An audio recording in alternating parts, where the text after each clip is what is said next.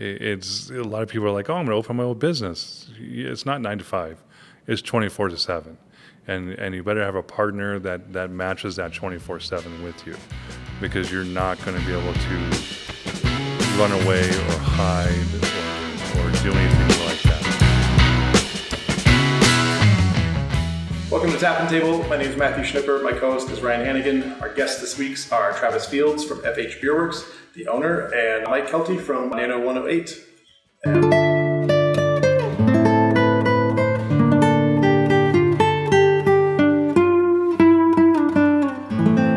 This episode is presented by Red Gravy Italian Bistro, located downtown at 23 South Tejon Street. Red Gravy offers a wide range of authentic Roman dishes, from made-to-order Alfredo to twice-baked lasagna to their unique take on spaghetti and meatballs. It's not just the place for pasta, but also delicious entrees, the best St. Louis-style pizza around, local beers on tap, and craft cocktails with an Italian spin. Red Gravy is celebrating 8 years. With convenient parking in the city admin building, Red Gravy opens daily at 11 a.m. with award-winning lunch specials and amazing weekday happy hours from 4 to 6. Red Gravy has curated a user-friendly wine list of 18 wines by the glass. Their Wine Wednesday offers half-price bottles all day long, with tastings in their Blue Room bar. Stop in for a quick lunch or book a table for dinner at redgravyco.com. And welcome, guys. Thank you for joining us. Pleasure. Thanks for coming. Thanks for joining. We are here in Neat Whiskey House, which is sort of a subsidiary side building on the FH campus. Would you call it a campus? I call it campus. Okay. I mean, there's going to be a school here at some point, and like baseball field? I've literally considered putting a baseball field back. I know. I think we've talked about it when you were first looking at this space, because you have like what, 3 acres here? 4.5. 4.5. Yeah. And my numbers are It'll be fun. We get a baseball beer league. Mike, could you tell us what we're drinking today during this episode? What we're drinking today is a collab that the brewers at FH and Nano put together. It's a double dry hopped hazy IPA. It's wonderful. It's really good. What hop varieties did you put in here? So we did Motueka and then Australian Galaxy in the dry hop. And you said it was 7.9%? 7.9%. It's a hazy. Yeah, we love those hops, and it's a delicious beer. And you think this is going to hold out for another month or so? Maybe another month or so. Okay. We're recording this here in mid-April, so this should be around till early mid-April. Mid-March, it'll be around till early April. Where are you? I'm on the time change still. You jumped ahead a month instead of an hour. Let's go 1 hour. God, we've got to get rid of the time change. It just destroys me every time. Anyway, all right, it's going to be around till early April, so folks can still get a taste of this at either of your tap houses. Yeah, correct. We call this beer Fight the Powers because everybody loves driving on Powers Boulevard. Yeah, so that's actually one of the first topics I wanted to get into is, you're out here on the east side, and between the two breweries, you have one of the major arteries in Colorado Springs. What benefits and what detriments does having Powers be so busy have on both of your, businesses? Yeah, I mean, Powers is busy, but also, like, if you drive up and down Powers, how many local businesses can you name? So the problem with the Powers corridor is it's all corporate, and so there is culture over here, but it's hard to find, especially from the consumer standpoint. We provide it, Nano provides it. There's a lot of little businesses over here that provide it, but it's hard to get people's attention on this side of town to make them realize that there is a local scene over here. Yeah, there's always lines for In-N-Out and Whataburger and all the new chains that pop in, but they drive right by all the local spots. It's hard to separate the locals to the corporate. We did a study a little while ago, a couple years ago. There was 125,000 people that go one way each day down Powers. So when you look at that amount of people, you would think a lot more people would be hitting our local spots. And the local spots do get kind of hidden in the background of all the corporate stuff. That's what I was wondering too, because it's not in view. You're headed north on Powers, and you have to know where that turn is to get back to Nano. And we've seen other breweries do well in the industrial parks, and people know where to find them. But that traffic doesn't exactly benefit you without that traffic eyesight, right? It doesn't. And recently, Nano's based in county, so it's not in the city. It's a little weird spot of the county. But they closed off Winoka to Powers in the last few months without any permit. There was no negotiation. There was no talking to anybody about that because it was county and the state talking. So we got stuck in a closed off area. Did it affect our stuff? Yeah, I would say it definitely affect the traffic that went by Nano every day. So we have to rethink of how we are going to pull people in off of Powers, and that's why we named this beer Fight the Powers, because it's hard to get to FH and it's hard to get to Nano in both of them because we don't have exits. Yeah, you have a very similar turn-in now for both of you because it's almost identical. Yeah, just going different directions. You can't get there unless you know exactly where to turn ahead of time, essentially. Maybe tell our listeners who haven't been to other places, help them out real quick. If you're heading from the west side out east, how do you get to your places? What's the easiest turn off of Constitution or Palmer Park or whatever? So with Nano 108, it's located at 2402 Winoka Road. It's if you're coming from the west side, just take Palmer Park, and right when you pass Powers Boulevard, you take your next left, and that's Winoka Boulevard or Winoka Road, and then you just follow that around, and we're right there. You'll see a big sign that says beer. So it's still one turn. You just have to know where that turn is. Yeah, you just have to know where that turn is. What about you? Yeah, well, actually, we're really visible from Powers, but we're on a frontage road, so a lot of people don't know how to get to it. So you have to go southbound on Powers from Constitution, and then you turn on Victor Place, and then it's a hairpin turn back north. We're at the north end of the frontage road. It's called North Powers Frontage Road, actually, but so we're visible, but I think a lot of people just, especially if you're going northbound, you don't know how to get here. So you got to take 2 U-turns, which isn't the end of the world, people. Right. You can also get on your bike on Rock Island Trail, which comes right up past your place. Yeah, right? we actually border Rock Island Trail, and so we're at this cul-de-sac out here in front of us is the trailhead of it. You can take Rock Island Trail all the way from here to downtown, and you only have to cross roads. You don't actually have to ride on the road. Yeah, that's perfect. So ride your bikes out here, everybody. Yeah, summertime, that's one of the big things that I always see tons of bikes here because people have taken their bikes up the path because it's easy. Yeah. So one thing, so we're getting back to this beer we're drinking. This is a collaboration beer between you. That's kind of the theme of this episode in a way. We really want to talk about collaboration, what it means for this side of town. It's been happening in the beer scene for a long time. It's not like this is a new thing, but for you two, it's special. Do you want to tell us a little bit more about why is this collab between these two breweries right now important to you? Yeah, well, I mean, collaboration, the mutual respect for what everybody's doing and the way that we all work together. But we're right across the street from each other since FH moved out here in 2018, and we have never done a collab with Nano. And we just thought it was time. COVID was a part of that. Everybody kind of holed up in COVID, and nobody was doing any collaborations. But we came out of that, and it was just kind of a conversation of like, hey, what the beer industry used to be is everybody worked together and we all like hung out once a month and had beers together, and you could go into any brewery at any time and see the ownership of brewers from another brewery sitting at the bar talking, and it just, COVID kind of killed that. And we kind of realized at the same time that that's a big piece of what's missing right now from the local beer industry is just that sense of community and the sense of working together and collaboration. On top of that, FH and Nano are, like I said, we're right across the street from each other. We've never worked together. And so that was another layer of like, we want to change that. Yeah. Did you decide you like each other after this? We never, for the record, we never didn't like each other. Yeah. I think that actually is a kind of a stigma. It's a huge stigma. When FH moved from downtown to the east side is that, Nano's angry with FH and they must not like each other. And then, the last 3.5 years have been survival mode for everybody. And so that kind of just played into that narrative. But really, like, there's never been any bad blood. And never been an issue or bad blood there. It's always been, we crossed the street and said, hey, why are we not working together? Mm-hmm. Let's go back to old school philosophy. And why do we drink beer? We drink beer because it's fun. We're serving smiles here. Let's have a good time doing this. Let's bring the energy back. Me and Travis have talked about that a lot over the last few weeks of just the energy of the beer community of going, why when you go to a brewery now, people aren't happy and stuff like that. And it's kind of sad. Where's the energy at? And I think it's a big step for us to shake hands across the street and say, love your neighbor type thing. But animosity between each other hasn't been there. I've never had animosity between them, and Travis hasn't with us. So that work together. One of the things that I think I've talked with your brewer, Keith, the second Keith, not the first Keith. Yeah. So we'll get that straight at least at this point. Was that Nano for years under the other different brewers that worked there didn't really venture outside of your own walls. Not at all. No. And when he came on board, became head brewer a year ago, over a year ago. He really sort of helped instill that sort of collaborative nature with his working style. And I think it really almost like opened your doors. Like people were like, wait, Nano's actually a brewery? Like you weren't just doing your own thing by yourself in your little metal shed. Like you were venturing outside and talking to people and just sort of rubbing elbows. We've been doing this for 11 years. This is our 11th year, and we're Travis and ourselves are one of the oldest breweries in town.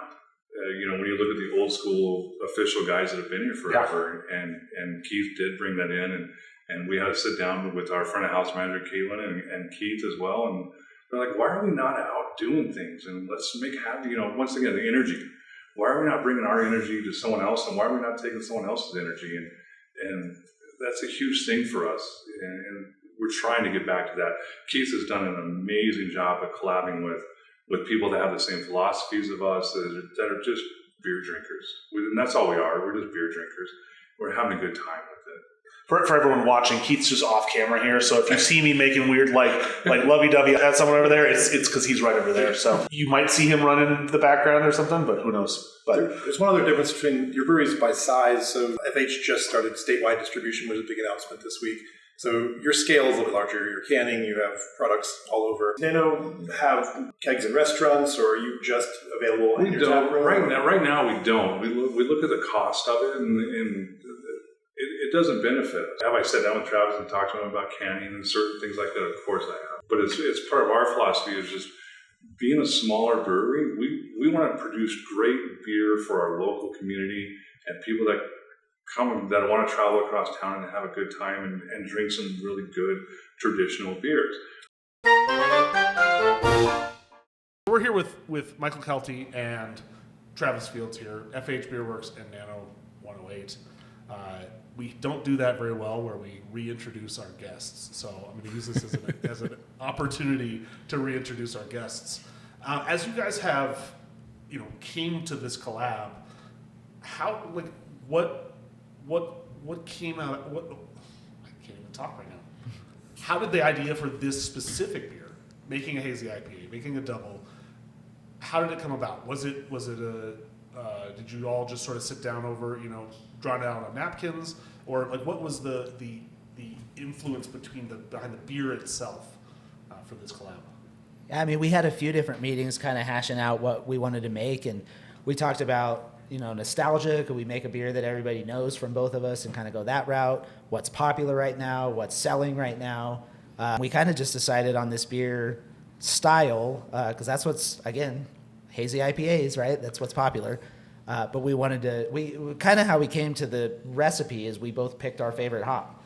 And they happen to both be Southern Hemisphere, and they work really well together. But that was kind of the collaboration piece of let's sit down and just talk about what we want to make, and then how do we bring both of our flavors and styles into that. And this is where we landed. It turned out phenomenal. I don't think we actually even touched on that. We've talked about what went into it, how it came about, but it tastes like one of the better, if not the best hazy I've had in this town in the last year. I'd agree with you on that. For me, of outer range beers, just really, it's clean, it's well made, but it's balanced, and that's the other piece that I feel like a lot of the hazies, every brewery, and I'm not going to just call out people in Colorado Springs, but brewers across the world. When you're trying to make a hazy beer, you're throwing in a ton of hops. Yep. You're throwing in a bunch of adjuncts trying to get the body up, and the balance gets out of whack. And this just feels like it is, like you've used a lot of the paralysis by analysis learnings that you've had over the years. The good IPA, or gooder IPA, which is, I had that one the other day, it was bomb. It was good. But you've used all the things that you both of your breweries have learned about making beer, and I feel like this is a culmination of both of those things. Yeah, and it really is like a notch above. Yeah, we were just talking about this earlier, and I think to me, it tastes like a really, really old school IPA that ran into a really new school IPA. It's got great bitterness. Yeah, I mean, to me, it just tastes like a really good old school IPA that hung out with a new IPA, and we turned it hazy. Well, and I want to take an opportunity to give credit where it's due. You've 100%. We both have phenomenal brew teams. I couldn't brew this beer. I don't think Mike. No, could brew I this beer. couldn't. I mean, So this is Keith's beer, not mine. We can provide the opportunity and the platform, but really the guys in the back are what made this happen. It's not us. Shout them out by full name, not since everyone doesn't know. Keith, yeah, with Nano anyways is Keith Hernandez and Paul. They're amazing. And then I call Travis's brewer the sleeping brewer because nobody knows who he is, and he's absolutely amazing. And you can introduce him. Yeah. This is Keith right here. Yeah. Hi, Keith. Hi, Keith. Keith's playing bartender today. Yeah. So our brewer, we've had him for almost 2 years now. Gordon. We stole him from a brewery in Texas. He moved here to be. And our he's head brewer. amazing. And he's the stereotypical brewer. He loves being in the back, not in the front. And I don't know what he does back there, but he creates magic. We touched on it a little bit before we even started recording, but both of your breweries, I feel like, have had a fair bit of turnover in terms of like the people that are making the beer. I know Nano, we talked to Keith 2.0, this is Keith 1.0. Zach Weller was in the middle there working for a while, and so you've had a lot of different hands making the beer, but the beer quality has stayed consistent the whole time, and I feel like it's actually like gotten better as you've swapped through Yeah, breweries. 100% agree with you on that, and I think it's just the growth of myself and everyone else. One of the things that I've always done, no matter what brewer we had, I've always tasted everything through the whole process. So we do keep a pretty constringent tastings on that. With Keith's point too, Keith Hernandez, his ideals, and he just takes it to a whole different level. I think he's another sleeper brewer that a lot of people don't really know of. Yeah, I think everybody knows Keith, but just because he's very social on that end of it, but they don't know how well he's done with the beer, and they don't understand his resume. I mean, he's been brewing for 10 plus years. I mean, he's sat behind some of the best breweries and the best brewers in the country. So I mean, he's learned the hard way. He came up, as a grunt versus, I just got my degree in it and I can brew beer now. He's been brewing beer for a very, very long time. And before he started brewing beer, he sold beer. So the guy knows everything there is to know about beer. And if you have a question about it, we call him the professor. He knows everything there is to know about beer. And I love that about him. You've had some turnover recently. How hard is it to just in this this is sort of a post-COVID type question, how hard is it to attract and retain talent, especially as like a constantly growing brewery and constantly growing business? It's tough. It's really tough. Yeah, we've been really fortunate when we do have turnover to get really good people in place of really good people. But it is a challenge. It's definitely a challenge. We've had more of a challenge on the sales side than we've had on the brewing side. But it's tough having to train new people, and really what I found more so than the training is just trusting somebody new back there. Trust is a huge thing on that. Someone that can do it right, because I think with Fieldhouse and with us, we hold things to a different standard. We hold things to a high standard as far as traditional style of beer. And when it's hard to find someone that complements that. Our previous brewers were awesome people, and they were awesome brewers.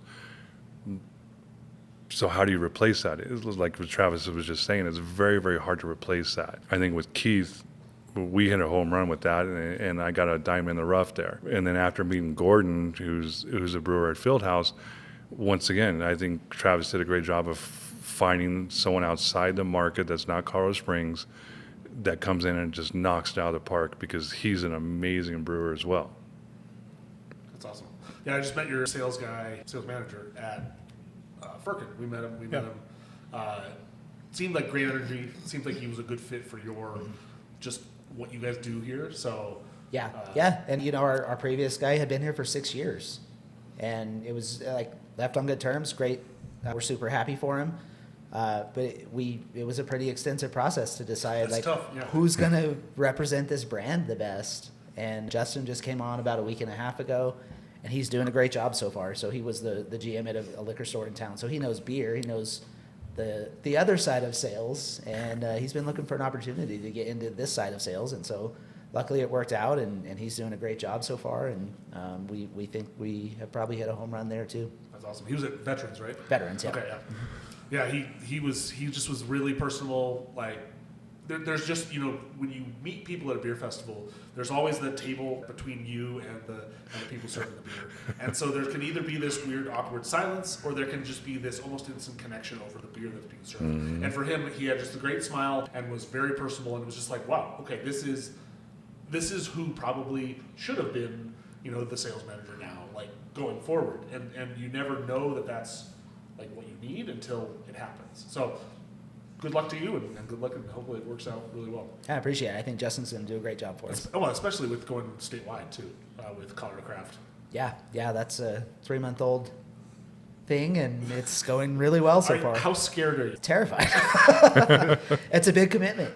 Signing with a distributor is a big commitment, and it's not easy to get out of. And so picking the right people that care about the same things as you care about. We say a lot here at FH, like, we're not in the beer business, we're in the people business. And that goes for how we treat our customers and the team that we have and the culture that we build, and all of that all plays together. But also partners like Colorado Craft Distributors, it has to be the right people. Like, there are many distributors out there that could get our beer into liquor stores, but do they care about the same things as us? 100%. Mostly not. What does it mean for you volume-wise? Does it immediately mean you have to ramp up and meet a new demand, or that'll come in time?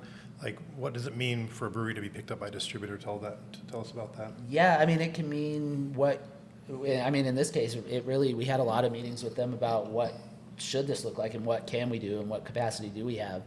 And they've been just amazing with saying, like, hey, do what you can, and we'll, like, for example, we started with cans only, so we're only in liquor stores off-premise around the state. Mm-hmm. We haven't started keg distribution with them yet, and a lot of distributors would want all of it.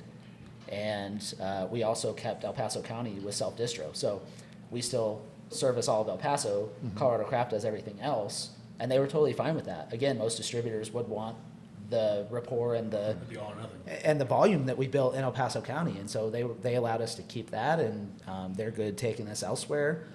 They really believe in our brand, and I believe in what they're doing, and so it was just a great partnership all the way around. But 3 months in, they have held to their what they agreed to and what they said they believed in, and I believe we have too. And so it's just been a really great growth for us, not only in volume but also in that partnership of mutual values. That's great. That's awesome. Yeah, and I love the fact that he holds those values. I think that's underrated, and the fact that he's not protecting just his own beer, but protecting the craft industry as well too. So he's done a great job with that. Quick question about the next collaboration. Bermuda Triangle is coming up next week as we're recording this. Yeah, so it's March. I think it's March 11th today. So March 12th. It's March 12th today. It's coming tomorrow. Tell us about Bermuda Triangle. So we're all behind here. Starting tomorrow the 13th and going through next Sunday, March 24th. So hopefully people are listening to this at the right time. But we and Nano got together. Part of this conversation was like, yeah, let's do some beers together, but how do we do events together? How do we do the old school guys together? We're not like downtown foot traffic walking distance, but we're a quarter mile, half mile from each other. And so we brought Peaks and Pines Brewing into this conversation, which I think they're 9 years old now. So again, kind of one of the older ones on this side of town, about just like, we want to do beers together. We want to collaborate, but how do we help each other market? And that's really what this Bermuda Triangle is. We each brewed separately an Irish style beer, and we're just trading kegs 3 ways. And so each brewery is going to have 3 different Irish beers on, one brewed by each brewery. So us, Nano, and Peaks and Pines. And we created this punch card. So if you go to FH, you can get one of those beers and get a stamp. You go to Nano, you get another stamp. You go to Peaks and Pines, you get your 3rd stamp. And so you filled out this punch card. And on the 24th, by the 24th, you got to submit your punch card to one of those breweries. If it's filled out, there is an opportunity for somebody to win a $50 gift card to each brewery, so $150 total. And it's just, again, we want to help each other succeid. Is that 1 winner or 3 winners? 1 winner. 1 winner. Okay. Yeah. One winner gets a. So someone is just going to be. They're going to be handed, yeah. So this is they're going to get housed. This is so a good St. Patty's Day option. Come try 3 different Irish beers out this side of town. Trying to Uber and take people around, but yeah, it's just, again, it's the community. It's working together. It's like we all share the same customer base. Maybe slightly different, but maybe it shouldn't be slightly different. Yeah. And so we each have something unique to offer. We each have a unique perspective. We each have a unique demographic, but they're all right here. I know what your marketing materials look for, but it sounds like a Venn diagram, and there should have been a triangle in the center that said Bermuda Triangle. It's similar to that, yeah. It is. It's 100% that. Lots of triangles. Again, Caitlin from Nano did great. all the graphic design on that. She did a great job. It looks awesome. And so it's a trial. I think this Bermuda Triangle thing is again, hopefully a springboard to adding all of the breweries on the east side and doing some collaborative events where everybody's involved and we're all just helping each other out. So tell us, you guys have intimate knowledge of the two of the beers. So tell us about the beer that you guys brewed for your collaboration. Keith, you can come over if you want. Talk about it. Keith's our brewer, but I would like to add this into there. This is something very unique for at least all three of the breweries. Is Nano 108's never had someone else's beer on tap. It's not a collab or nothing like that. We have someone else's beer on tap. I think that goes for Fieldhouse or for FH as well too. You know, we're trying to promote each other and give you that community handshake that's coming across the table. Yeah, no, for real. We've had collabs too, but we've never had a guest tap. Yeah, exactly. So it's I don't know. It's exciting to me. I think this is a new era of what breweries could be doing together. It's a huge deal. I mean, it's not only a huge deal that FH and Nano are collabing, but we're trying to market together. We're trying to say, hey, we're part of.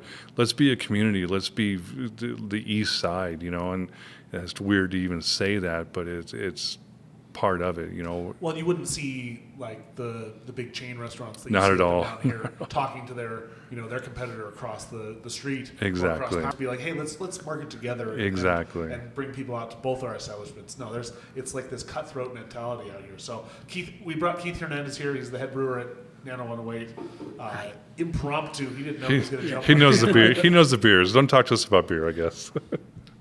Go for it. Oh yeah. What is the Bermuda Triangle? What are the beers going to be like, or at least yours?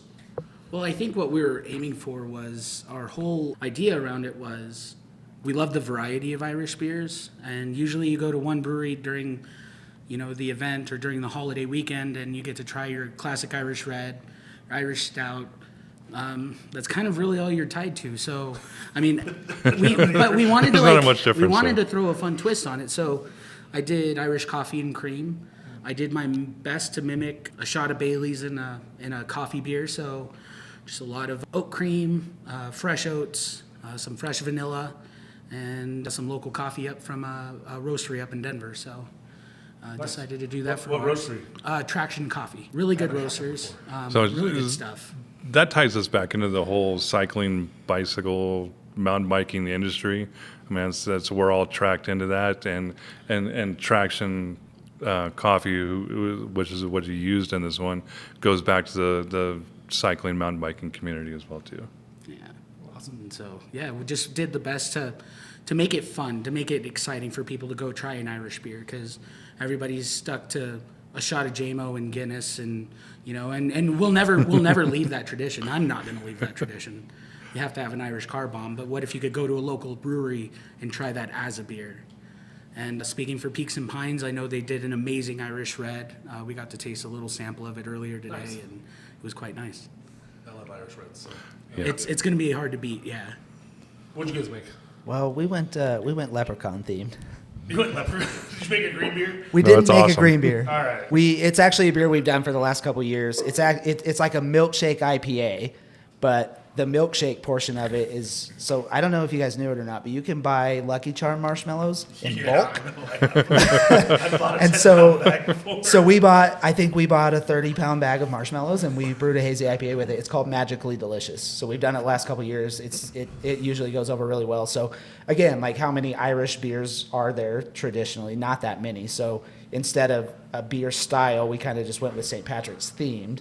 How do we stay within that theme and make it fun, and use the marketing? So marshmallow beer is the way to do it. You went full diabetes on it. Sugar You got the ferments out. sugars, You man. guys, You got the sugars. you guys Lactose know is there in that. there. I don't think we actually use lactose Okay, in it. good. So it's vegan?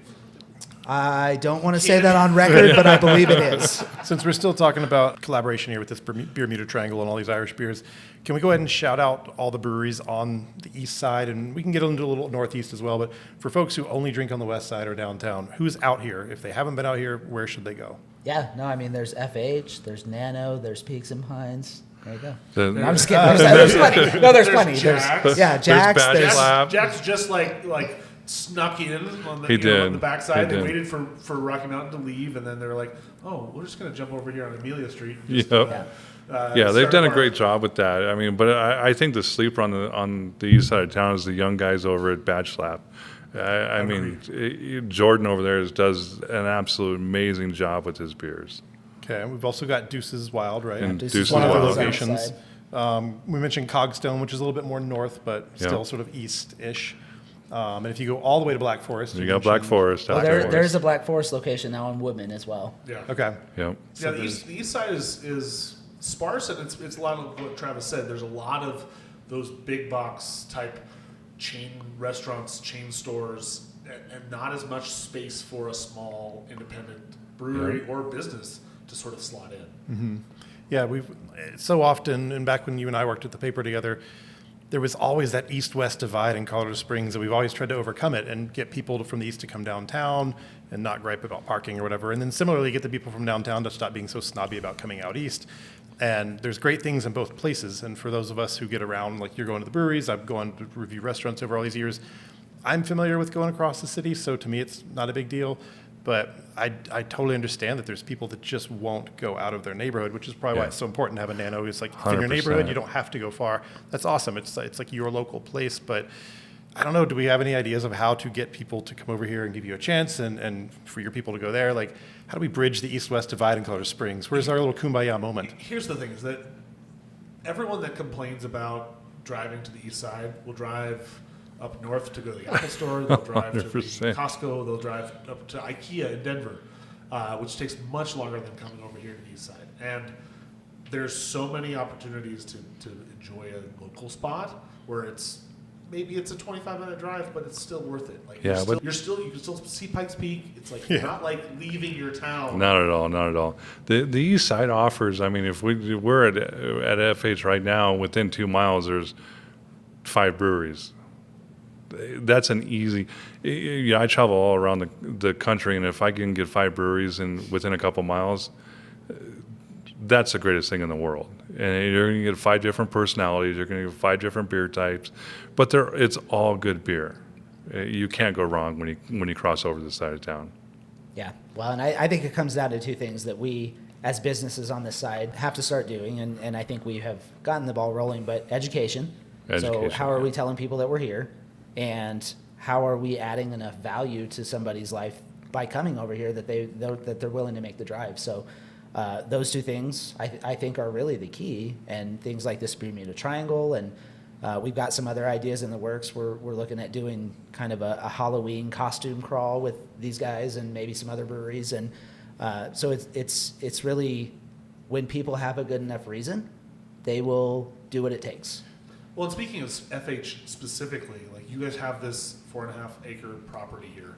And it's not just a brewery. You have a food truck that is here nonstop. But it doesn't change. You know what you're going to get. And you also have this amazing whiskey house that we're in. So you've created this ability for people to come here and not just be going to a brewery for beer. Like there's a multitude of options.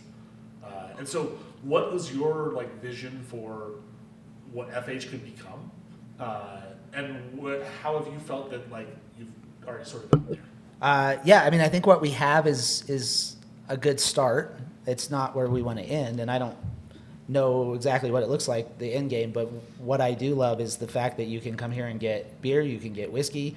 We have over 300 whiskeys on the shelf. We're working on getting a good tequila selection. We have a full cocktail bar with really well-trained industry professional bartenders. We have a lot to offer here, as well as a view of Pikes Peak and a large outdoor area. So the goal really was to provide, not just because I heard all the time as a brewery, well, why don't you guys have anything besides beer? Part of it's logistics and licensing, but part of it was, well, why don't? And so we really took a hard look at that And again, COVID was kind of a catalyst for it, but what could we offer, and why don't we offer a full range? And so that's where we're starting. I love the idea of like local hubs like the Lincoln Center and Ivy Wild, and those types of, they're creating their own little culture within those walls or within that property. I think we could do the same thing here, and I think we're well on our way. So large picture, maybe something like that is the overall vision. How we're going to get there, I don't know. But right now, like what we do offer is options for everybody. Right now, you got most of those things covered. Like you've got great food, great beer, you've got great liquor, cocktails, and all with you actually have your own parking lot. It's not like you have to hunt for parking downtown. No. They'll drive 30 minutes to get to Ivy Wild or to get to the Lincoln Center, and you can come out here, come to FH and do the same thing. And then if you leave here and you're like, you know what, it was busy, we only had one beer, pop across the street to Nano, pop up the street to 100%. A lot of stuff there, but if you can see just the 300 plus bottles on the wall in the background, I mean, if you're a whiskey drinker, you can't beat that. I mean, that's just, every time I look at that, I'm just like, man, that's awesome. That's just a collection and a half. Flesh it out just a little more. Tell me, what are a couple of cocktails that are favorites here? And then at the food truck, what do people tend to order there? Just give people a little quick taste of these other things. Yeah, I mean, we have 18 beers on tap at the brewery, but we have a full cocktail menu here. We have classic cocktails like old fashions and whiskey sours and margaritas, but we have most of our signature cocktails are whiskey based. So we do a riff on a margarita called the Nita-Rita, and it's actually made with Bear Creek white whiskey. We have an elevated old fashioned called the Boss, and we actually make our own syrups here. So they make a simple syrup made out of sticky paws. So the Boss is Woodford Reserve and sticky paws, and then barrel aged bitters. So there's a ton of different options. So we have gin, we have vodka, all of those things. So whatever you like, we can make it. Or if you have an idea, our bartenders love to be creative and throw something new at you as well. Cool. What about the food truck? The food truck, I mean, it's just so good. It's like American street style tacos, quesadillas, burritos. They have an atomic menu that's made. They make it all with this like ghost chili aioli. Oh, that's for you. It's incredible. A lot of people find it too spicy, but man, I never order anything that's not on the atomic menu. All right, and we're being bad because we keep talking about things without names. What's their name, the food truck? So the food truck is called 1231 Craft Kitchen. Okay. We own the whiskey house. We own the brewery. We do not own the food truck. We work with them.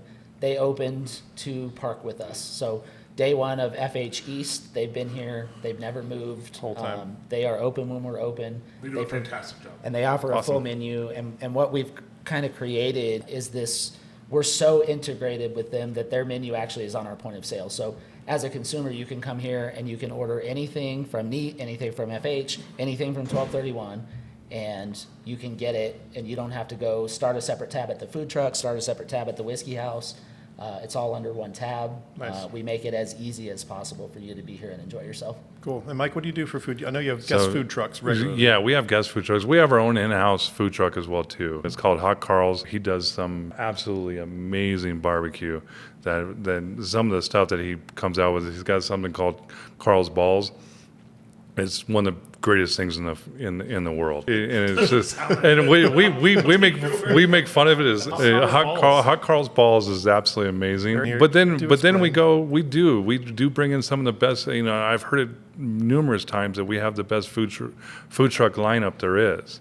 I mean, we have Woody Pork Pizza on Friday afternoons, and if you haven't had Woody Pork's Pizza, it's absolutely the best pizza in the world. And if you're an old Colorado guy, we bring in Passkeys from Pueblo. They've been in Pueblo for 50 plus years. And then we make sure everyone that we bring in is top notch. They have to match our beer. We don't want to be a brewery. We're, first and foremost, we're a brewery. We don't want the food truck to outweigh the brewery, but we want it to be on the same level. So we do take in multiple food trucks, but we always do have our own standard food truck on premises as well too. And what days are you open? Are you open 7 days? 7 days a week. Okay, so every time we're out there, we'll find someone serving some food. 99.9% of the time. And if your guy though, Carl, yeah, is there most of those days? Yeah, so Carl's going to be there Friday, Saturday, and Sunday. That's changing a little bit, but we do like the variety of things. We like the barbecue side of it. But we also like to bring in, crazy stuff. Monday we had Creole Roots, things like that. So we bring in a food truck that comes in from Pueblo once a week, Paskey's, and they do an Italian grinder. So we make sure we have a variety of things in there. Cool. So I got a question, and this is actually a question for all three of you. Ryan, I'm your co-host, not the guest. I You can't ask me questions. I understand, but people need to know your answer to this as well. Okay. I'm going to start with Mike. If you had, this is a two-part question. First part is, what's your first memory of craft beer? Like, what was your initiation to craft beer? Ooh. Like, what beer was it? But then also, the sort of flip side of that, if you could only have, like what's your desert island craft beer? Ooh. That's a brutal question. So my introduction to craft beer was in the military, and I was in the military years and years and years ago. Walking down the streets of Belgium and walking into a monk monastery, and they're like, "Hey, we have beer." I'm like, "Okay, great, I'll take one." And they give you a quad, and you're just like, "This is the greatest thing I've ever had in my entire freaking life." And then when you come back to America, in the early '90s, you're looking for that small little craft stuff, and it's very hard to find in the early '90s. I go back to Bell's Brewing. Bell's, the old Two Hearted was one of the first IPAs I ever had. Absolutely amazing. Fat Tire, absolutely amazing stuff. And then it started growing from there. I need to preface this. Your desert island beer, though, part cannot be from your brewery. No, my desert island beer, and this comes up in conversation a lot with us, would probably be Pliny the Elder. I could just drink that. I can literally drink that. Your desert island budget just went up. Yeah, it went up. It went up hugely, but I could drink that beer all day long. I think it's just anything traditional, just old school traditional beers, which I think is what's coming back hardcore this year. Pliny the Elder is just, you can't go wrong with that to beer. someone listening who doesn't know it, tell them about it. What is Yeah, it from? What is it? What about Pliny the Elder speaks to you? So it's from Russian River, and to me, it's just simple. It's just nice. It's a great, simple beer. A lot of people they come to me, and I drink a lot of different beers around the world. One of my other favorite beers is from a small brewery. Well, it's not small.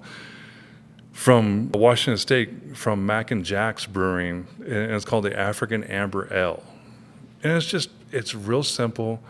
It's one of those beers that you come across, you're like, damn, I could just drink that all day long. And that's what I like. I like a beer it's not super heavy on anything. It's just a good traditional beer. I mean, if I look at my desert island beers, those are my two. Mac and Jack's African Amber Ale. I'm okay with two. Yeah. And then Pliny the Elder. I mean, I can't go wrong with those. Oh, Travis is next. No, Matt, you're next. We're going down the line here. Down the line, man. I thought I had more time to think. You're the foodie guy. If you need a second, I'll give it I've to just been Travis. blinking and nodding like I'm listening, and the whole time I'm in my head thinking, "Oh shit! What do I do? What do I do?" Next? This is terrible. It's a hard I question. finish by Well, letting people know mine. But I Fair. wanted to ask you. I mean, the early memories are a sip of my dad's beer as a kid. Just getting the little sip. Getting introduced to beer because dad's drinking it, and it had to be something really like a Miller High Life, just some So the white can that says beer on it. yeah, just close enough. Like we're talking like the 80s in Alabama. We probably had that or swamp water. It was like one of two choices, and so just a really simple nowadays something I haven't had in years and years, but. I guess if you're at a lake house or boating or something, or out on a hot day, there's your lawnmower beer or whatever. So just generic Miller High Life or something. I hate answering favorites and bests and desert island questions. It's not favorites. It's just what if you were stuck with one beer. For the Yeah, rest of your one life. beer. Number one, I wouldn't like that life. That'd be horrible. None of That us would would be like horrible. that life. Man, You almost have to say Montucky at one point. I keep thinking, light session, low ABV, like a 4% beer, just easy Maybe just a sipper. hop tea. Oh gosh, I am a little bit of. I've been going down the little hop water and hop tea route lately. Just hops with water is so refreshing. I can't pick a single label. I mean, I've also been going back to some of the traditionals. I would be happy with this beer. For what it's worth, I'd be happy to drink this. I would not get tired of this. This is lovely. It's a little bit higher ABV than I would want every day on the desert island. But What else do you have to do? That's true. Also, May as well be what drunk. does ABV mean on a desert island? Right. Just means earlier bedtime. Plenty elder and a quad. Yeah. Yeah. All right, Travis. So I don't know if this is allowed from a guy that owns a brewery, but I remember the first beer that turned me on to the fact that there was something besides Coors Light was Killian's Irish Red, Yeah, which is nothing wrong with that. ironically owned by Coors Light. Yeah, it's But- a great beer, though. wasn't- It's it a wasn't great the beer. first. But it just turned me on to like, whoa, there are other flavors in beer. And so I didn't stay on that kick long, but it introduced me to the fact that there might be other options out there. The first local, like small craft beer I remember really being attached to was actually Rocky Mountain Brewery to Youpers. Yeah. Went there and like that. Great beer, Yeah. great beer. That beer was good. And that's kind of how I got into brewing is I did a homebrew class there with them where you buy the ingredients and they brew it with you, and then a month later you go bottle it. That really is what turned me on to like, there's a brewery doing this and I just did it at home. Could there be a connection there where I could do this and provide this for other people? Because that was awesome. That was super fun. And that kind of is what got me to where I am. That was the spark. Yeah, that really was the spark of, like, oh, there's better beer than Coors. Oh, there's local breweries doing this. Holy crap, they have a homebrew shop. I can brew it myself. Maybe I could sell it to people. Like that was kind of the nutshell evolution. You're there. lucky to have come up in that era because, like, you're younger than me, so for you, like, these craft breweries existed to be there for you. We didn't have that in my town. I don't think there was any craft. We were buying, Sam Adams was like the only thing we could find at the store. So we were getting early wave from other places. And again, like that's 80s, 90s. For me, it was like late 90s is when I had my fake ID and I was buying. But it wasn't until I came out here for college that I really started to experience a whole another level of craft. We just didn't have it. So it's a testament to like what was here at your time when you were coming up. Yeah, well, and when I got into the craft beer scene as a home brewer, I had no idea the trajectory it was on. I just thought it was fun. And I thought maybe that could be something because I didn't want to do construction anymore. So I was looking for something else anyway. And it happened to be brewing that I found. And so it was just this really cool, like it was inspired by not, I have to get out of this other thing, but like, I enjoyed that, and I want to do that more. There's an opportunity here. And so here we are, 10 years later, at the statewide distribution. So, but my It's pretty quick. Whirlwind. That's a good turnaround. I mean, that was a quick 10 years in this conversation, but it's had its ups and downs, but we made it through to here, but it all started at a class.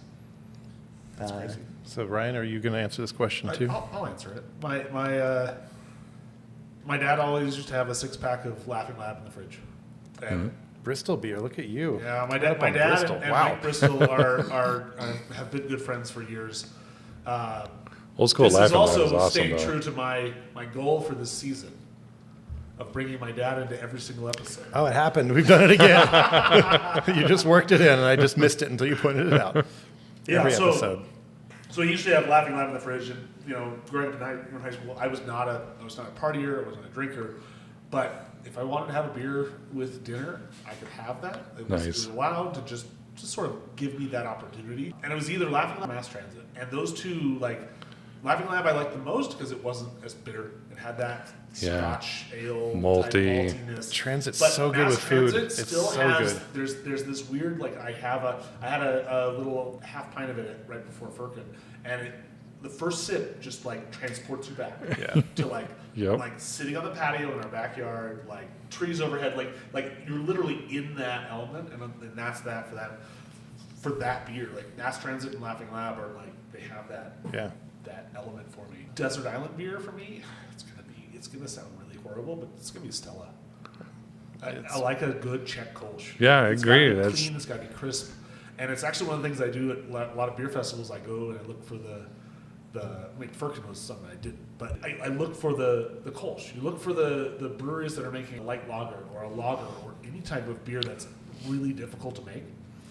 Because you know that then your next round, around the festival, you can go back to them and not get that, and everything else from there is either going to be good or it's going to taste like what you just tasted. A lot of people don't understand that. I mean, when you go to a really traditional Kolsch, it's a hard beer to make. It's not an easy beer to make. It takes time. It takes patience. You can't just throw a crap ton of hops at it. You can't just throw a crap ton of oats at it. Can't cover it up. And so, yeah, and that's sort of like where I have come full circle. For a while, it was something like this. Cerberus has a beer named after me for a hazy beer because I used to really love hazy IPAs, but I've gone to that, Kolsch level now. I'm just like, I want something like a Kolsch or a lager or a Pilsner. And Nice and simple. Perfect. Nice and simple. Nice and simple. Travis, question about the brewery. You guys started downtown where Red Swing Brew House was. We haven't had you on. I haven't had you on a podcast since probably year 2 or 3. It was like maybe? probably 2016. It was a long time ago, like 8 or 9 years ago. And so I just want to know, like, as businesses look at maybe watch this, or people that are entrepreneurs maybe looking at starting a brewery, or maybe they actually run a brewery right now. How was the transition from the small spike brewing system you guys had at the Tejon location to the massive brew house you have here?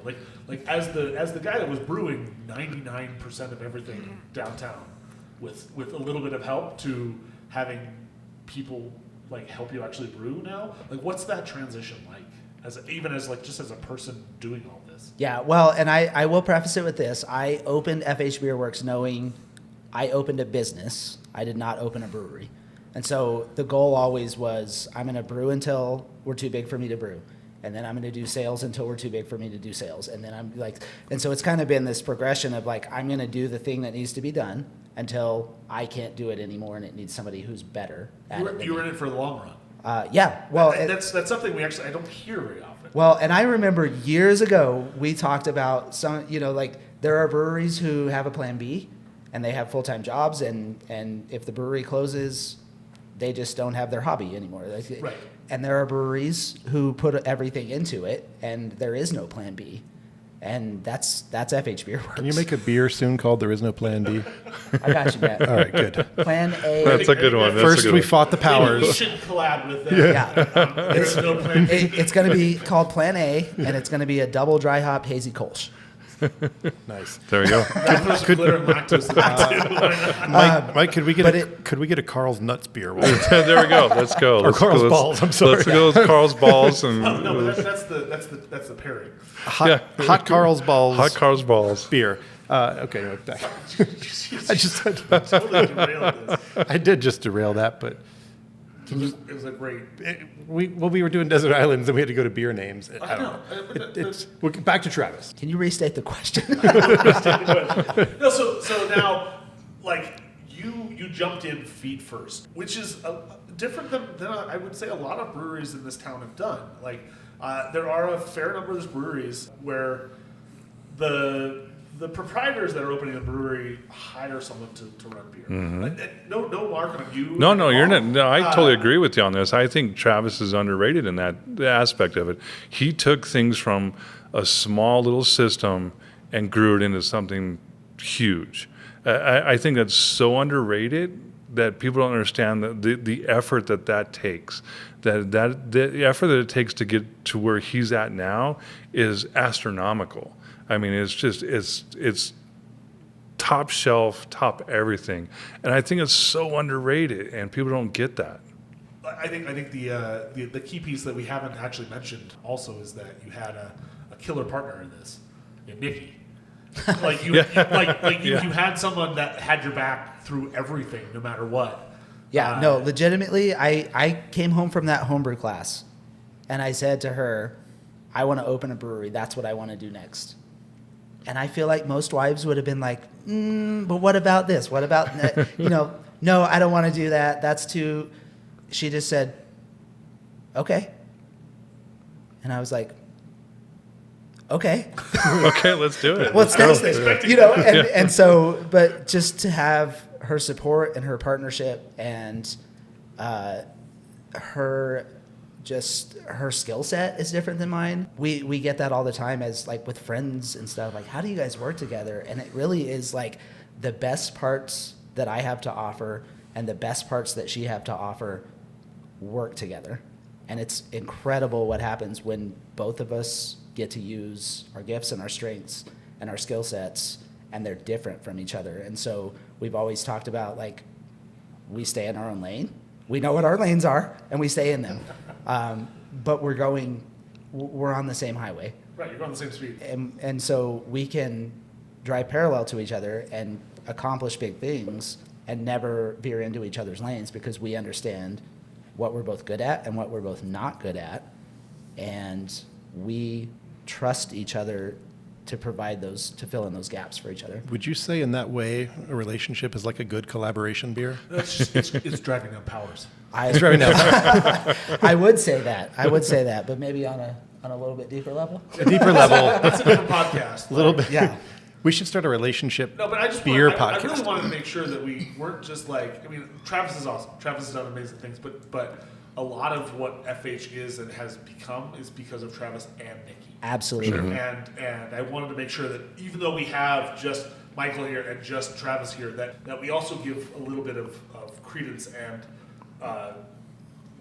just value to the people that also put in their time and effort. 100% agree on that. My wife and my daughter, they both create the ambiance of Nano 108. I don't create that.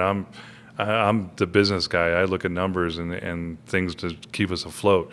You know, between my wife Brenda and Caitlin, they're the ones that make the energy of Nano 108. It's 100% not me. So in terms of Nano, we've been focusing on Travis a ton, and so let's shift the focus a little bit more. For years, you and the other partners really haven't been like a public face. No, not at all. I've always stayed in hidden, and my partners as well. We 100% have stayed hidden from. You're like the Ninja Turtles. Yeah, exactly, from it. But one of the things is we do own multiple businesses, and we do a lot of other businesses. But one of the things that when you fail, you have to learn. So, and if you fail again, you have to learn. So when you learn those failures, you're like, okay, how do I fix this? And even though I'm always in the background, I'm always doing tastings, I'm always making sure the beer's perfect, but I'm not making sure everything else is perfect. And I'm relying on my staff to do that. So what I've done over the last year or so is to interject myself into it and to be more upfront of like talking to customers, going to other breweries. You know, I used to be the guy that would go to another brewery and I was so happy that nobody knew who the hell I was because I got a true experience at that brewery. If I go to a brewery now, it's like, oh God, that's Mike. We know who he is, and you get the best service, you get the best beer, you get everyone that comes out and talks to you. I don't want that. I want welcome to the world. Right? Yeah. Welcome to the real world. Yeah. Sorry. Yeah. Welcome to the real world. Yeah. Welcome to the real world. I was going to hug you, but there was too much stuff in our way. But I like to get the true brewery experience, and when I go to other states, I love getting a true brewery experience. It's hard when people know who and what you are to get a true brewery experience out of that, because I'm trying to better what we do. So if I'm evaluating another brewery and I see that they're failing or succeeding in one thing, how do I better that at my own brewery? So Keith and Caitlin has done a really good job of making me become upfront and start talking to people. I mean, hell, when's the last time you didn't know who I was until a very, very we had met like once. 3 other times. Yeah, exactly. I just met you today for the first time, but I had beer in my backyard with Travis before he opened. He and Nikki came over and brought me beer and we're gonna do this thing. We want to talk about it, and I was writing for the Indie at the time, so we go back a ways. But that's still interesting to me that we can meet new faces that are influential to the scene. I want to give you a tip, and this might not work for you, but the tip to go incognito at other breweries is you shave. Shave, yes. It's a little bit more permanent, but it works. I'm a pretty distinctive looking person. Beer, though, there's only so much they can hook it up or do for you. Like that beer was made a while ago; it's already on tap. They can't run in the back and make something fresh. They can't, not at all. And with me, with food though, they can go do whatever, live fire. So all of a sudden I get buried in food, or I'm like, I just want to eat and be normal tonight. Yeah. Please don't bury me in food. And so it's the big scary guy from Ratatouille. Yeah, exactly. I know. But I also like the fact that I can go to a brewery and actually pay. I mean, that's a big thing for me, and I enjoy that. I enjoy actually going like, dude, I'm not here because I'm trying to check you out. I'm also here because I want to support you. So, it's okay that I pay, and 90% of the time they're like, no, dude, you don't pay. And I'm like, no, I literally came, I drove across town to make sure that I spent my $20 in your business. You gotta bring a surrogate. Yeah, exactly. That's Caitlin. That's Caitlin. You gotta bring someone they don't know so that you can tip them big and, yes. and they don't know that it was from you. Exactly. But I did, one of the mistakes that we've learned over the years is control. You think you can hire someone to do the job and to take care of it and be the face and everything like that, but you also have to be the face as well. So I mean, there's a huge difference in letting someone run your business versus I got meat in the game here. It's How has that been? It's been great. It's been hard and difficult. Of going like, damn, I actually have to be out front of people, and I actually have to talk to people and do podcasts, and you don't have to do this. We but I think it is. I think put a shield in front of you. Right. Yeah. Exactly. We could do the voice alteration. But in the past, I would make the brewers do it, or we used to have a thing where our brewers were our GMs, and they controlled everything, and we kind of just sat in the background. We can't do that anymore. You have to watch what your investment's doing, and I call it an investment, even though I'm a huge old school beer guy, it's still an investment. There's a lot of money that gets tied up in these things. So you have to watch it. Said, it's still business. It's still business. You have to control the business, and it was a very huge learning process to make sure that, okay, even though I hire the best person that I think I can hire for that position, but I also need to be more of a face out there and doing things correctly. The hard thing about it is, like, for both your breweries, you opened up, like, 10 years ago, the beer scene in Colorado Springs was so different. Oh, gosh. In that, like, you could really it was almost Field of Dreams style. You could put whatever beer you wanted on tap, and someone would come and buy it. Yeah. And there wasn't this, like, huge amount of oversight that you needed to figure out, like, in terms of, like, what's our longevity, what's our succession plan, what are we going to look like in 10 years? Yeah. That wasn't part of what you thought about. You guys might have. You guys are pretty forward thinking. We did have a 10-year outlook in our business plan. It did not look like where we are. You're still where Red Swing is now. Or? But we did think of it. I mean, we had the few things that we did have were statewide distribution in there, and so like the overall vision. And I've even had people say, like, when we opened this place, we were 4 years old. Right. And somebody said to me, "Did you ever think you'd be here?" And I said, "Yeah, I did." You always hope that you had to think that way. I did think. I didn't think it would be 4 years in, but yes, I did think this would be where we were. It's crazy that the majority of FH has been here. Right, yeah, we're older here than we ever spent downtown. That just doesn't even, like, there was, I mean, and it's probably mostly because I spent so much time at the downtown location, and I like, sadly don't get out here as much.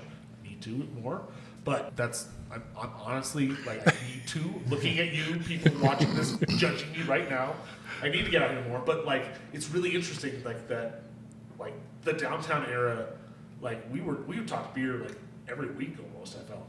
Well, and it was, I mean, we were smaller then, and it's that is the challenge of growing. I was the bartender. Nikki was the bartender.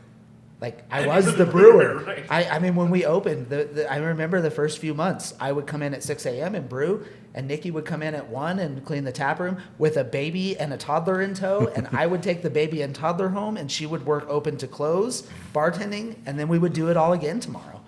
And so we literally were FH Beerworks, and growing to this size, I can't be behind the bar every day. I can't be the brewer every day. I can't be all the things all the time. And so it is different, but it's important to keep that, the aspect of, like, that this is, like, we are still FH Beerworks. Right, you've instilled your values in the people that you've hired, the people you've brought on, how you train your staff, how you make your beer, how you even just present your tap. I think that's the key word, is values. how do you value things? And Travis has done a great job with that. And the same thing I've done is to make sure that the values that the reason why we created this business was because of certain values. And you got to keep those values elevating and keep them growing. And as you grow in a business, Travis is a perfect example of this, is that you went from doing everything, now you're at 10,000 feet, making sure everything's done correctly. It's the values that you create.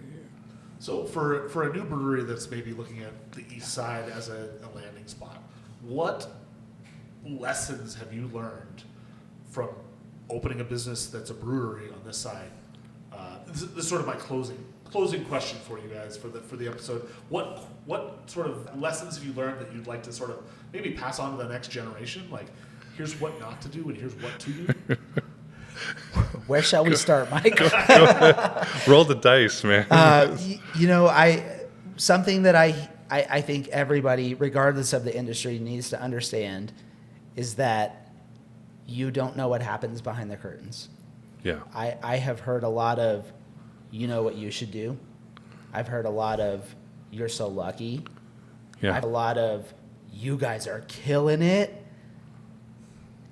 Because they drive by on a Friday night and my parking lot's full. Right. But you didn't drive by on Monday night.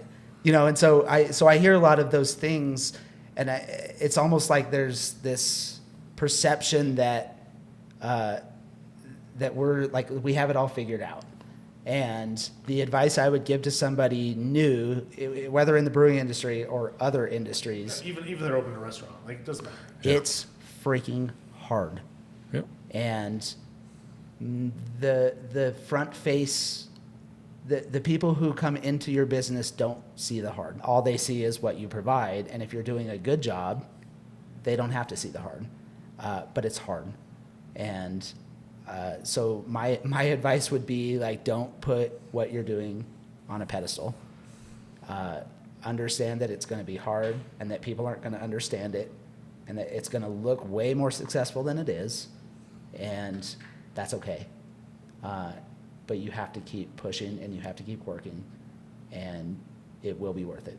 Better and easier are not the same thing. 100% agree with that. And the only thing I can add to that is it's 24/7. It's a lot of people are like, oh, I'm going to open my own business. It's not 9 to 5. It's 24/7. And you better have a partner that matches that 24/7 with you, because you're not going to be able to run away or hide or do anything like that. Business is business, and everyone's like, oh, you run businesses, you own your own businesses.